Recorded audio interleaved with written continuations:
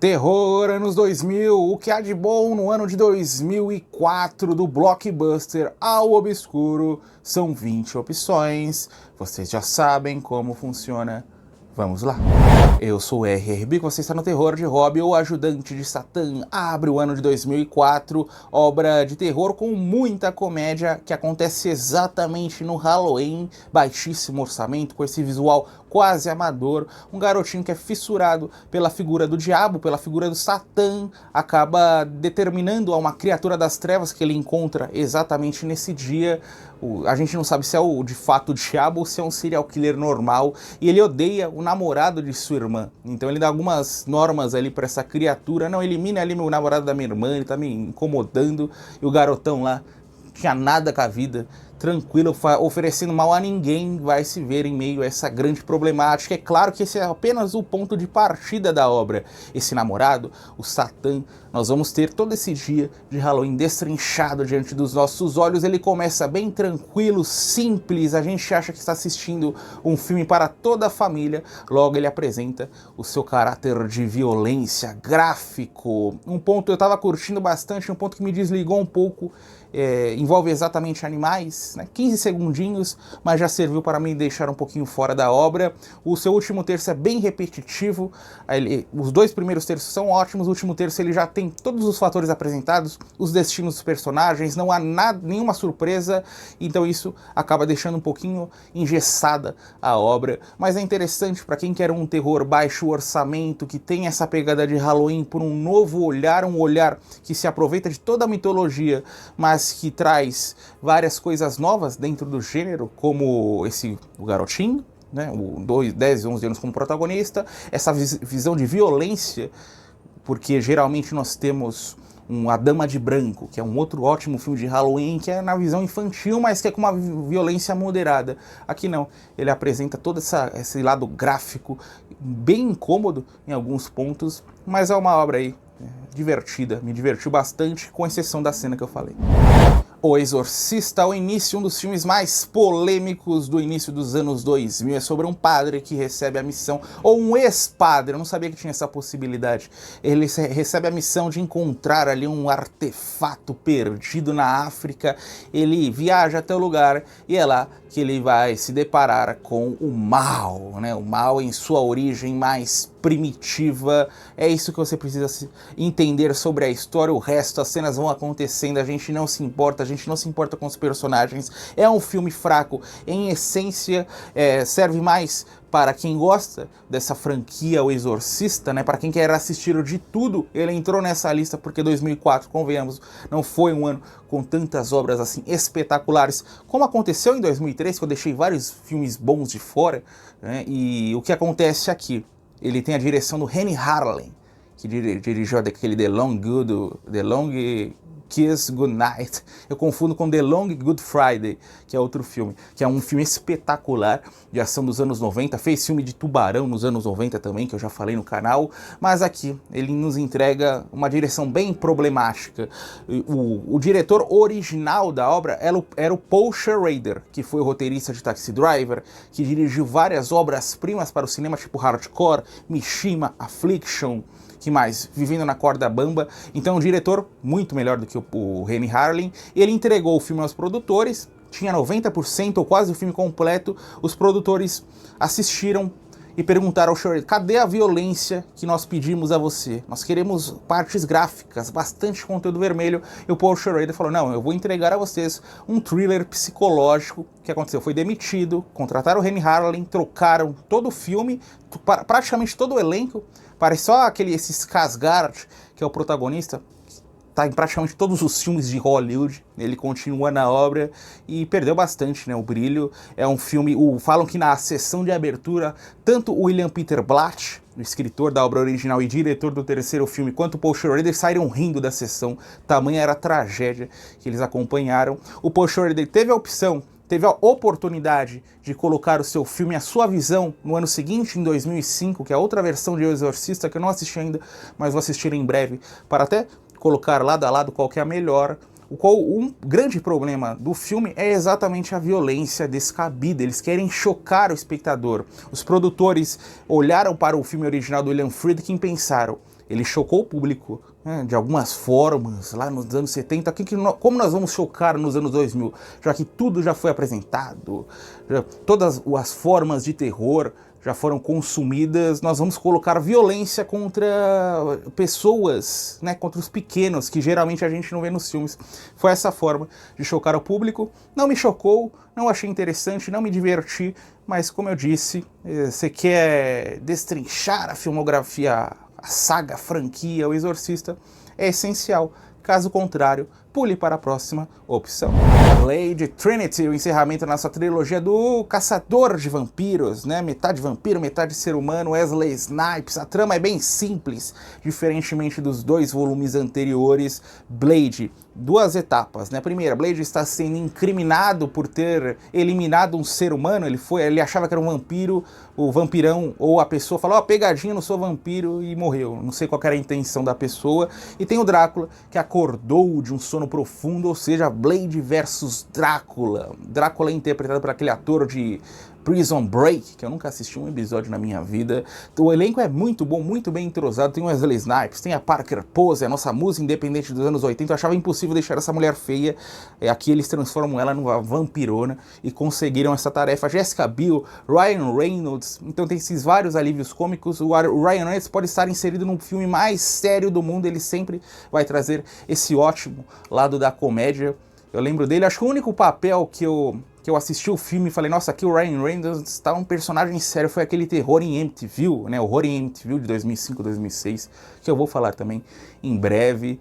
E é o filme que eu achei mais ele é o pior filme da trilogia, só que ele é mais divertido porque ele não se importa com a história, ele se utiliza desse lado frenético com efeitos especiais interessantes até pra época, e acaba aí, a gente não consegue nem piscar assistindo, quer saber o destino dos personagens, quer saber o destino da história, quer acompanhar as várias lutas. Então é uma conclusão aí perfeita para esse personagem. Eu falei já várias vezes em outros vídeos, não tenho tanto essa paixão por Blade, mas confesso que vou dar outras chances, fazer outras revisões em um futuro aí, daqui uns 5, 6 anos.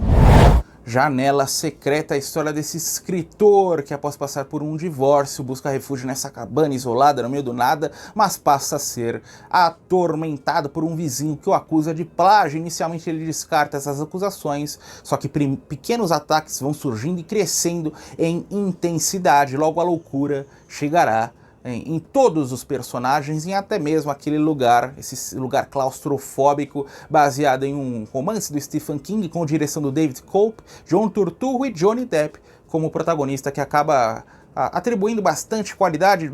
Geralmente nós temos o Johnny Depp naquela persona extravagante que eu amo, é um dos meus atores favoritos. Aqui não, mais contido, deixando com que essa carga de mistério envolva os personagens, envolva o espectador. Então um filme interessante, menor dentro da filmografia desse grande ator. E o David Cope, né, um diretor bem positivo dentro do suspense, principalmente. No terror ele fez aquele Ecos do Além, filme extraordinário dos anos 90, que eu já recomendei nessa saga ano a ano também. Então é isso. Assista a Janela Secreta, que era um suspense de qualidade com pequenos fragmentos de terror, tá aí disponível. Possuída 2, Força Incontrolável, a sequência tão esperada de Ginger Snaps. Antes de falar sobre esse filme, a franquia consiste em 3 exemplares, o terceiro eu não assisti ainda, que saiu exatamente no ano de 2004. Esse segundo é a nossa sobrevivente, a irmã sobrevivente, que está sendo transformada pouco a pouco em uma lobisomem. Ela está tentando retardar o processo com uma substância, ela é confundida com uma viciada internada nessa clínica psiquiátrica, e como se tudo isso não fosse bastante, ainda tem um lobisomem a perseguindo. O maior ponto positivo é se utilizar da mesma história sem tentar expandir essa mitologia. É um filme tradicional de lobisomens, com pequenas alterações em relação àqueles clássicos dos anos 80, anos 70, mas se utilizando na mesma estrutura. Eu até citei quando eu falei sobre o primeiro Ginger Snaps, né, que ele é uma homenagem perfeita àqueles clássicos lá dos anos 40, anos 30, e aos novos personagens, 2 novos personagens são introduzidos, o enfermeiro e uma garotinha que é importantíssima para o desencadear da história. É ela que rouba as cenas. A protagonista também traz um overacting, e é uma das raras vezes que eu vou falar que esse overacting é eficaz, em relação ao que a história está propondo. Tem a irmã morta que aparece, e é aí que ele parece uma grande homenagem ao lobisomem americano em Londres, né? Porque em Londres, do John Landis, tem esse amigo morto que dá conselhos ao vivo. Aqui é a mesma coisa, essa irmã que vai colocando aí detalhes sobre o que está acontecendo naquela nova realidade. Então o filmaço, ele perde um pouquinho em qualidade em relação ao clássico de 2000, mas continua aí fabuloso. Primer é a história de alguns amigos que estão desenvolvendo um experimento científico na garagem de um deles. O projeto avança, eles acabam tendo em mãos uma possível máquina do tempo. É aí que as coisas vão fugir ao controle dos nossos queridos personagens. Uma obra independente também que saiu, não deveria fazer tanto sucesso, explodiu. Hoje é conhecida como uma das maiores obras sci-fi dos anos 2000 e é bem difícil, né? Eu, primeira vez que eu assisti, não compreendi nada. Na segunda vez, ainda menos, né? Então, ou seja, se liguem às cenas, a esse caráter ficção científica e não tentem tanto entender a história. Claro que dá para você entender, eu tive essa limitação, mas passou longe de complicar a minha experiência em Primer. Ou seja, né, libere o cérebro, tem que estar com 100% concentrado quando você for assistir. Mas filmaço, e aquele filme que vai terminar, você vai falar, perdi vários detalhes, quero assistir novamente. Eu tenho essa regra, um filme uma vez por ano no máximo, então eu dei esse tempinho. Mas Primer aí, ficção científica sem muito terror, né, pequenas pitadas de terror, mas não poderia deixar de fora dessa lista de 2004. A vila, pessoas vivem nesse vilarejo permeado por florestas, elas têm medo da floresta porque possíveis criaturas vivem lá. Não é explicado em um momento inicial, até o ponto em que uma moradora fica doente e um amigo vai se aventurar nessa floresta atrás de remédio. M. Night Shyamalan como diretor, Bryce Dallas Howard como uma das protagonistas, ela que pertence à interminável família Howard, encabeçada por Ron Howard. E dentro da filmografia do Shyamalan, vou ser sincero, não incluo no top 5, para mim tem outros melhores, embora eu esteja devendo uma revisão, faz muito tempo que eu assisti a Vila, eu coloco ali Sexto Sentido, A Visita, Sinais, mesmo Old, acaba sendo um filme superior, um camarada que fez muitos filmes mesmo, né? Filmes bons, filmes ruins, o que ele sempre traz é coisas novas, né? Novos plot twists, novas histórias, e aqui é um conto de fadas quase, é uma adaptação de Os Irmãos Green em um clima um pouquinho mais melancólico, né? Entregue aí pelo Shyamalan, então uma obra bem curiosa, assistam, porque eu também vou fazer uma revisão em breve. Evilenko, mais filme polêmico, esse sobre a vida do serial killer Andrei Chikatilo, que esteve na ativa durante a Guerra Fria na União Soviética e se aproveitou da liberdade política ou das inconsistências políticas no país para trazer seus ataques contra uma parcela bem peculiar da sociedade que eu não vou falar aqui, porque seria um alerta ali de gatilho. Destaque para presença do Malcolm McDowell. Eu gosto bastante da atuação dele em Laranja Mecânica, é uma das minhas favoritas da vida, mas a sua filmografia como um todo é sempre o Malcolm McDowell interpretando o mesmo personagem, não tem muitas variações, é um ator mediano, mas em Evilenko ele traz ali o seu nome. Se não fosse a presença desse ator, Evilenko seria hoje completamente esquecido. O maior problema que eu tenho com esse filme é se utilizar do que aconteceu de uma forma muito solta, quase sobrenatural, como ele atraía suas vítimas somente olhando para elas. É um negócio que a gente não consegue entender. Para quem que eu indico esse filme? Para quem gosta dessa temática, desse subgênero, serial killers, mesmo para essas pessoas, a experiência pode ser um pouquinho problemática. Fiquem em documentários que você encontra, embora eu não tenha eu não assisti acho que nenhum documentário sobre esse serial killer, eu prefiro mais os estadunidenses, mas aí, quero uma obra quase perturbadora, meio perturbadora, assista Evilenko. O Enviado, concebido para ser um blockbuster, se tornou obscuro dentro do ano de 2004. É sobre um casal que perde um filho pequeno de uma forma trágica. Pouco tempo, ainda quando eles estão lidando com a figura do luto, chega um médico que oferta a eles um novo filho com as mesmas características do anterior. Eles topam esse experimento.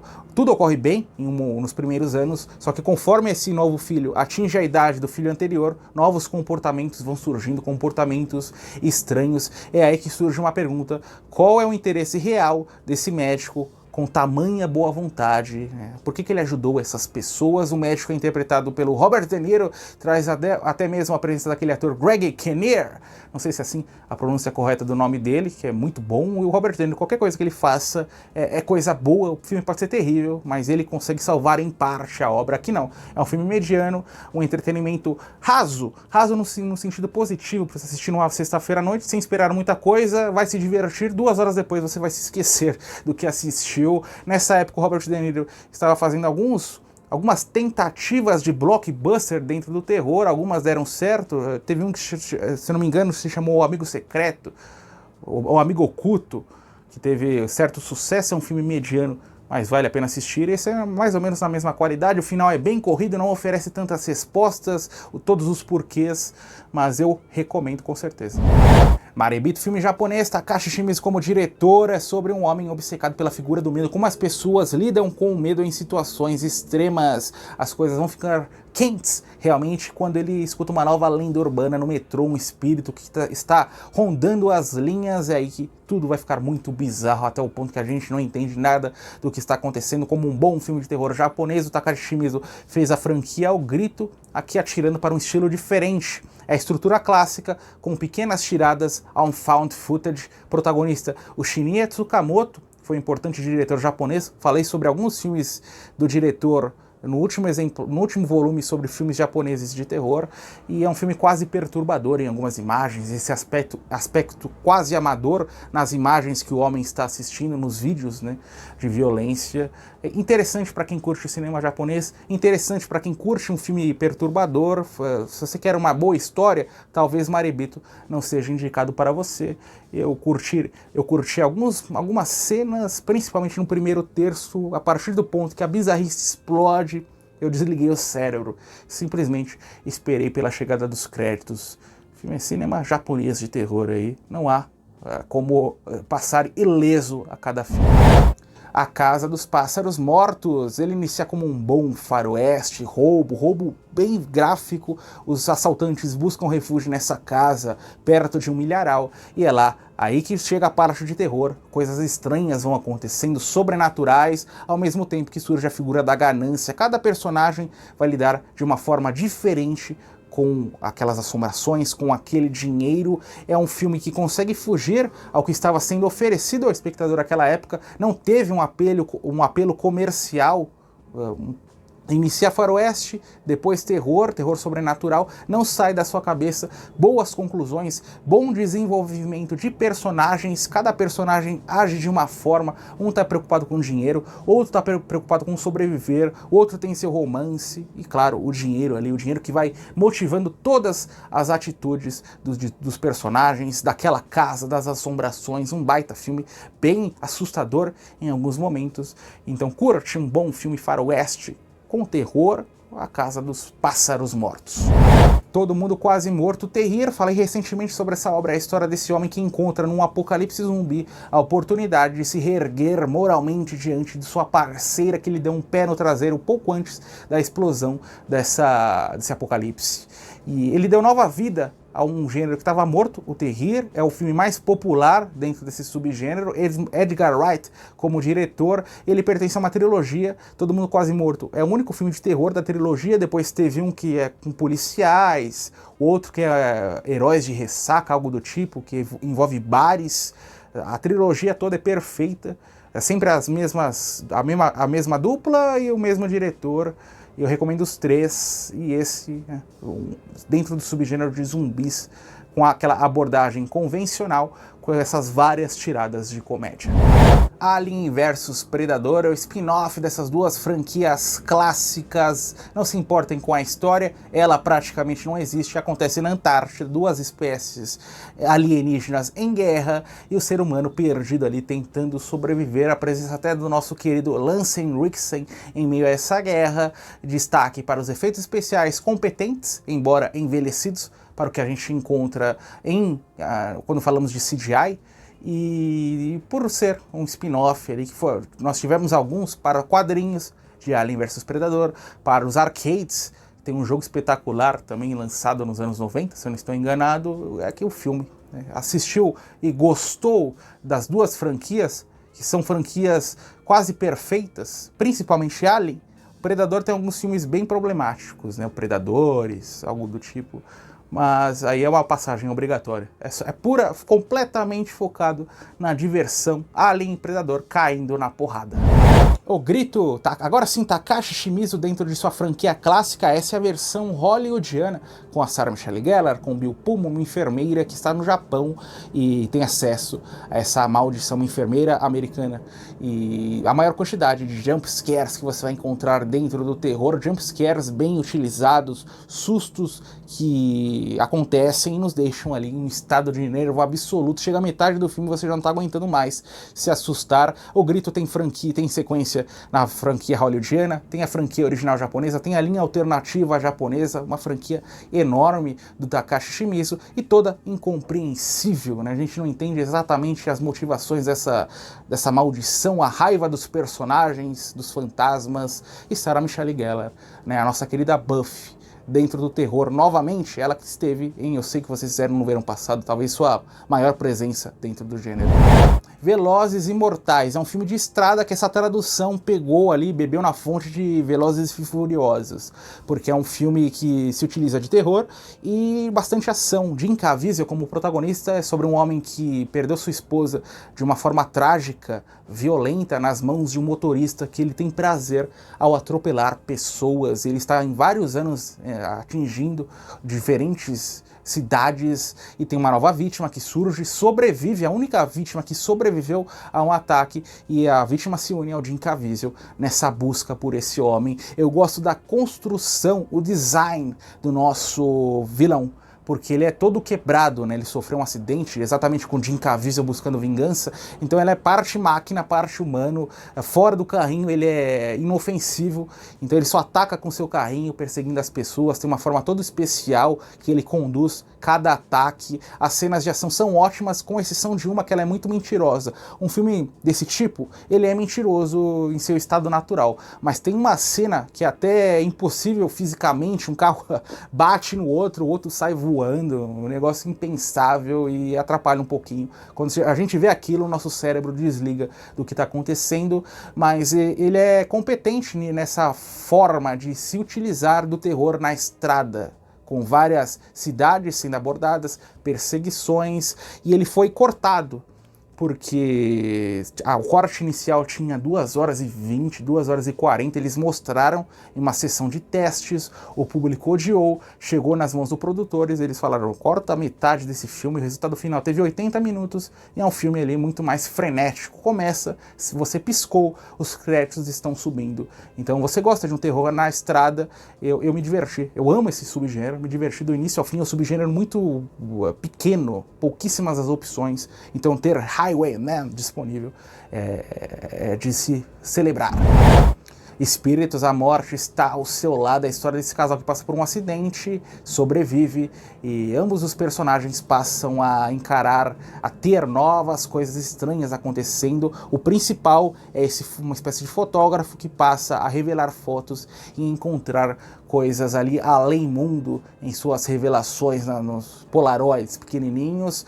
Ele é assustador, pertence à Tailândia. Tudo que eu falei em Um Grito, você coloca de uma forma menos jumpscares, só que uma história fabulosa. Quando os jumpscares são inseridos, ou as cenas de terror propriamente, fora que construídas com bastante atmosfera, elas nos chocam completamente. Em especial, claro, a grande revelação que acontece uns 30 minutos antes do filme acabar, que eu não vou chegar nem perto, para vocês não esperarem que aquilo aconteça da forma que vai pipocar à nossa frente. E quando a gente vamos comparar o Grito com o Espíritos. Esse, para mim, supera qualquer filme do Grito, supera qualquer filme japonês de O Chamado, só não supera O Chamado hollywoodiano, né? Dessas franquias mais parecidas. Então corra para assistir. Teve um remake hollywoodiano que eu não assisti ainda, esse eu tô devendo.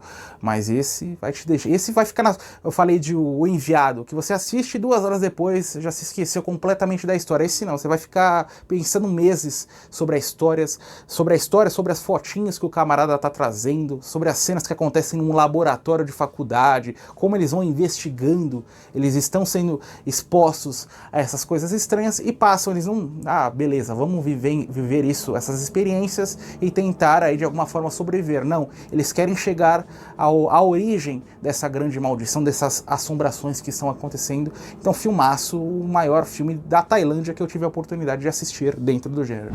Jogos Mortais agora tem franquia clássica do James Wan. James Wan, daqui uns 10, 15 anos, ele vai ser muito mais reverenciado do que é hoje. Não que hoje a gente já não tenha esse olhar carinhoso com o diretor, é que os fãs mais antigos, ou que curtem o cinema mais antigo, como é o meu caso, às vezes eu olho pro James Wan e falo, Invocação do Mal, tá, Premonição, tá, mas ele dirigiu tanta coisa boa, foi tão inventivo ao trazer terror em suas mais diversas vertentes, que é impossível não gostar de seu nome. Em Jogos Mortais nós vamos ter estranhos que acordam em um freezer e vão ter que performar jogos cruéis para eventualmente saírem vivos. Destaque para a cena do pôster, que eu não vou falar, mas o pôster é um pequeno spoiler. Eu assisti até o 2º exemplar, vou demorar um pouquinho, não é uma saga que eu tenho tanto carinho.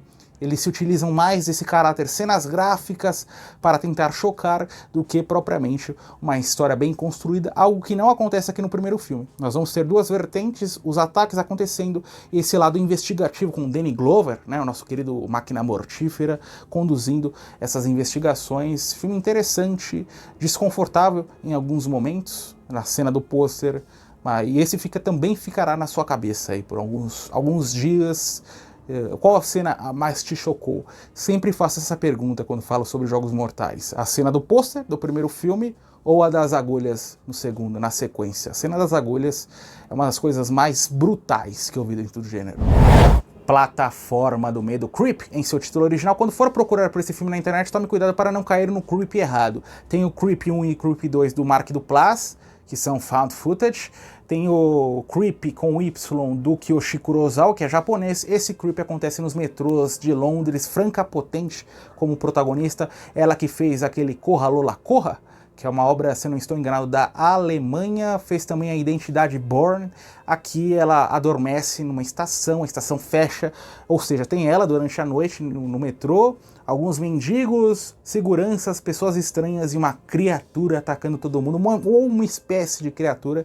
A gente vai descobrindo conforme a trama vai se desenvolvendo. Os personagens são todos interessantes, cada um tem a sua historinha, tem a história central, tem essa ambientação mágica com os personagens encontrando os vagões, estações perdidas, lugares abandonados, sessões experimentais. Ele é muito rico nesse imaginário visual e bem violento também, algumas cenas ali que a gente vira o rosto, mas tudo dentro de uma história, nada gratuito. Isso é o que eu amo dentro desse gênero, e é isso.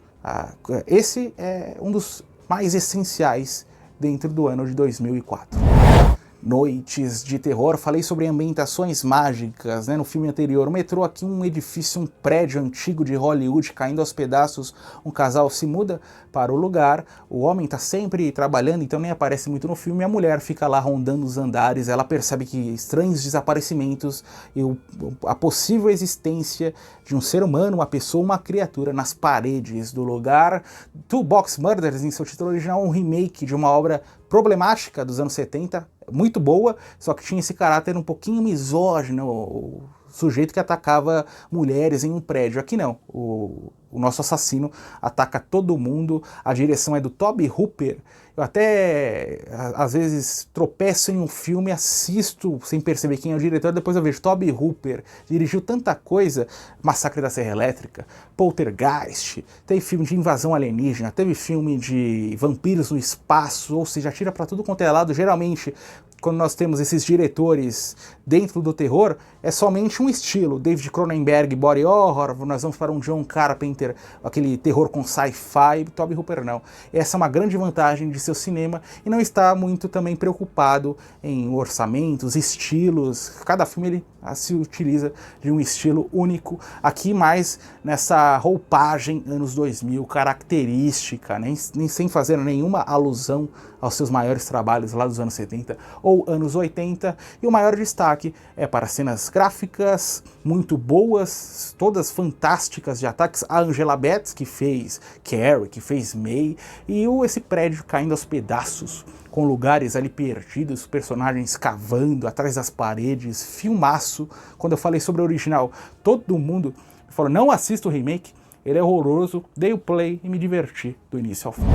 Agora eu vou trazer uma série de menções honrosas. São 4 filmes. O primeiro é Hellboy, do Guillermo del Toro, sobre essa criatura do inferno que é aproveitada por nazistas, né? Mas depois muda de lado, as forças, o exército norte-americano acaba capturando, ainda quando é garotinho, essa entidade das trevas, e utiliza essa criatura para trazer várias operações favoráveis, né, à justiça, até que a criatura cresce e passa a exibir um comportamento problemático, mas sempre do bem. Ron Perlman como protagonista, no papel de Sua Vida, teve sequência, teve novas versões, baseado num quadrinho, traz um estilo todo seu, tem até tiradas românticas com o personagem e tem uns pezinhos no terror. É um filme de ação com bastante aventura, só que pequenas pitadas de terror, vale a pena assistir. Van Helsing, o Caçador de Monstros. Esse saiu mais ou menos na mesma época que aquela adaptação de Hellblazer, né, o do John Constantine, e é o Van Helsing lutando contra Dráculas, contra a criatura do Frankenstein, na Transilvânia. Hugh Jackman como protagonista. Destaque a esse foco na diversão, né, uma história que parece ser rebuscada, complexa, mas na verdade é porrada atrás de porrada. Hugh Jackman, nosso querido o Wolverine, aqui atirando para um filme fantasia, né, com pitadas de terror, e gostaria de ter visto sequências, não foi o caso, mas esse é um blockbuster tradicional. Scooby-Doo e o Monstro do Lago Ness, essa animação com uma gangue fazendo uma visita à Escócia e dando de cara com o Monstro do Lago Ness. Eles vão investigar personagens suspeitos, o monstro, e tentar descobrir, é um monstro de fato ou de novo é obra do ser humano ganancioso atrás de dinheiro, de poder. Ele tá ainda nessa onda inicial dos filmes do Scooby-Doo, que saíram ali depois de caçada cibernética, caçada virtual, Cyber Chase, que saiu depois de A Ilha dos Zumbis. Aí depois teve Scooby-Doo com vampiro, com múmia, com o Abominável Homem das Neves. Esse tá nessa onda inicial. Ainda, se vocês vão perceber assistindo filme de 2005, 2006, 2007, que são animações bem frágeis nesse caráter visual, poucas cores. O Monstro do Lago Ness não, vem um pouquinho antes, escapa dessa... Acho que os estúdios estavam tentando de alguma forma economizar ou em talento, ou em não sei como essas animações são produzidas, mas esse é bem legal e traz essa lenda urbana, né? Em um novo cenário, na Escócia, cenas embaixo d'água. Scooby-Doo raramente decepciona. Mulheres Perfeitas é a última menção honrosa, o último filme bônus. Eu falei sobre a primeira versão do romance dos anos 70, que As Esposas de Stepford. Esse jamais no campo da comédia. Pouquíssimos elementos de terror, é mais naquele terror claustrofóbico que surge na personagem da Nicole Kidman. O charme é o grande elenco, né? A Nicole Kidman, Bette Midler, tem o Matthew Broderick, Christopher Walken, Glenn Close, então eles estão todos muito bem em cada personagem. Essa cidadezinha construída, maravilhosa, a gente queria morar no local, com robôs ou sem robôs, e é sobre essa mulher que se muda com seu marido, a cidade parece perfeita, mas ela começa a desconfiar do comportamento estranho ou muito comum das mulheres, das donas de casa. Em vários momentos de risada, aquela comédia bem para se sentir bem, que não ofende ninguém, para todas as idades. Então Mulheres Perfeitas, deu uma chance, que era um pouquinho estilo comédia tradicional, anos 2000, com um grande elenco. Destaque também para o Matthew Broderick, que você coloca ele em um filme horroroso, ele torna um filme bom. Não é o caso aqui, teve uma recepção muito ruim, mas eu eu confesso que eu indicaria o dia inteiro pra você assistir uma vez, vai querer fazer revisões. Mulheres Perfeitas. Madrugada dos Mortos, Zack Snyder à frente da direção, mais remake. Esse é o melhor filme de 2004, remake do filme Despertar dos Mortos, do Romero, e bate de frente, se bobear até supera o da década de 70. É o apocalipse zumbi, o pessoal busca refúgio dentro desse shopping, né? Cada sobrevivente representa um estereótipo comum que a gente encontra dentro do terror, mas o destaque mesmo é para a construção dos zumbis mais rápidos, mais mortais, as cenas todas grandiosas, em especial a que eles estão fugindo desse shopping, as que acontecem ali dentro também são extraordinárias. O filmaço, ele moldou completamente o gênero dos zumbis dentro dos anos 2000. Todos os filmes que saíram depois se inspiraram em Madrugada dos Mortos, então muito importante para isso também, principalmente The Walking Dead, né? The Walking Dead bebe totalmente, não assisti todas as temporadas, mas bebe totalmente na fonte de Madrugada dos Mortos. Filmaço, a maquiagem também desse filme é fabulosa. É isso aí, pessoal, chegamos ao final de mais uma Maratona ao Lado. 2003 e 2002, os melhores filmes de terror. Continue dentro da mesma saga, assistindo e maratonando o terror de Robert.